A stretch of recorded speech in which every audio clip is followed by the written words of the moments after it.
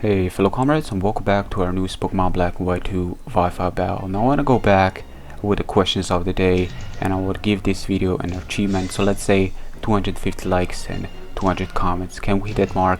That would be sweet. Today's question being, who is your favorite steel type Pokemon?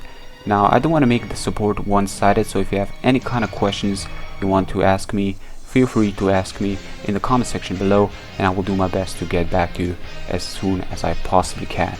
So with that being said, let's jump straight to the heart, the match itself. This was a great match. I'm gonna lead with Human to Ape. He's gonna lead with his Heatran. Now I'm not sure if he does realize, but this is a 4th generation ape. Now I'm not gonna go for the fake out. He doesn't have a balloon of any sort. Plus he did go for the protect, scout more moves, so I guess go for the post combat is still gonna, kind of, maybe still giving him questioning if I'm bandit or not, but I'm not. So I'm gonna go for the Stealth Rocks on the turn.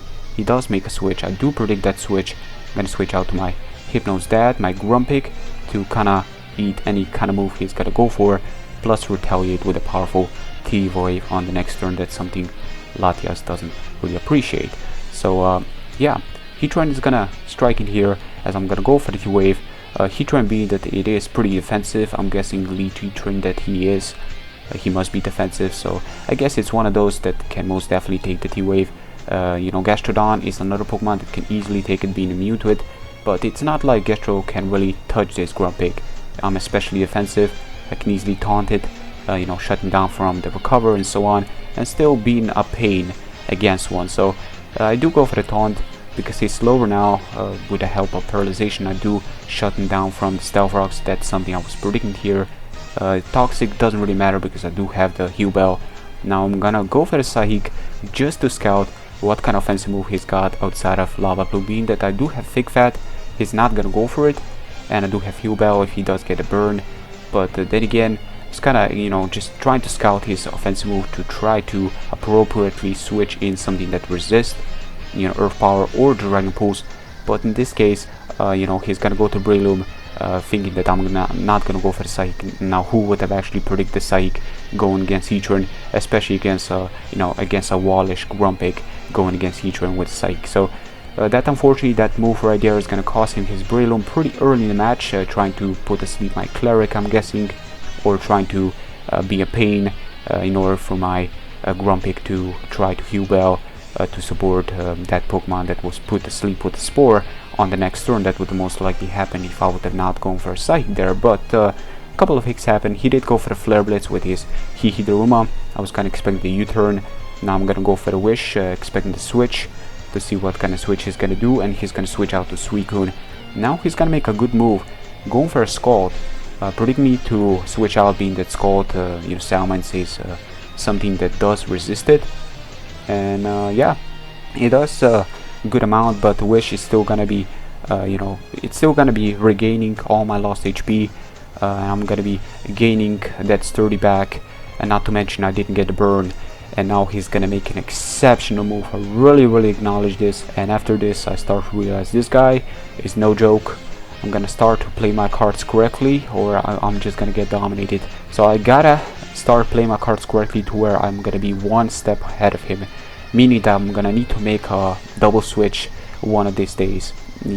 Draco against a special defensive Skarmory bottle opener, that was really a good move, because he did realize his special defensive after seeing how much Skull did against me. He actually told me on Skype, so that was most definitely an exceptional move. I could have easily roosted and pretty much just locking into Draco and so on. But yeah, here we go. He's gonna go for the superpower, going to Heatran, and that is looking pretty bad. Now superpower, I'm guessing, in total respect, him over predict me to switch out to Aggron, or first superpower I'm guessing was to hope it's gonna be doing enough to where I'm not gonna regain my sturdy with leftovers. But even after me being special defensive, Skarmory is still known for his great defense.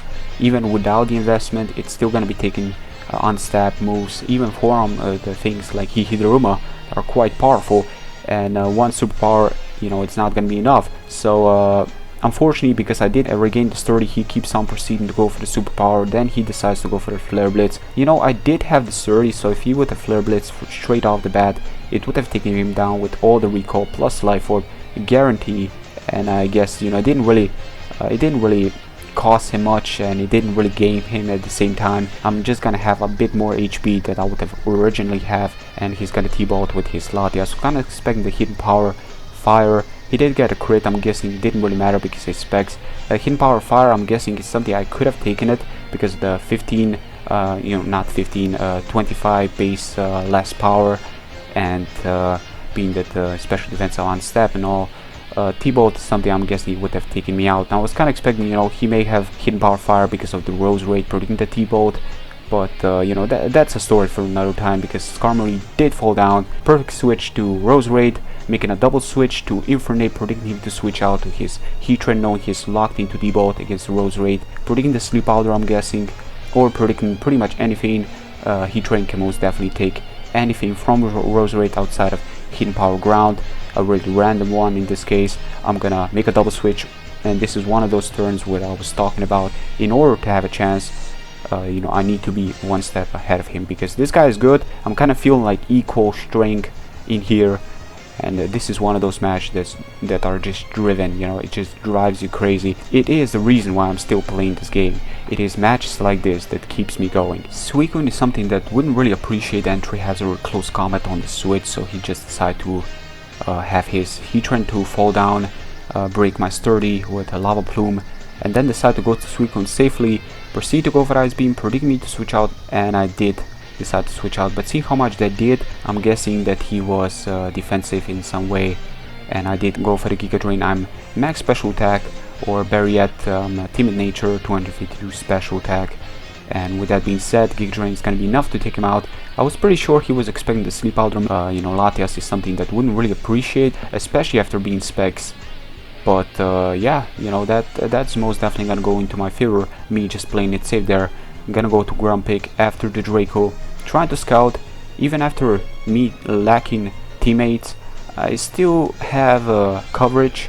This team does have 3 Pokemon weak to ice, but it has an amazing resistance, so I still can kinda take anything that Latias does have at his offensive disposal. And with that being said, with -4, I can easily go to Aggron, resisting it without the Sandstorm. I didn't want to switch straight after -2 because Draco would have been doing still plenty, and with Life Orb I wouldn't really appreciate any residual damage plus Y really when Grumpig is still kind of useless at that point of HP.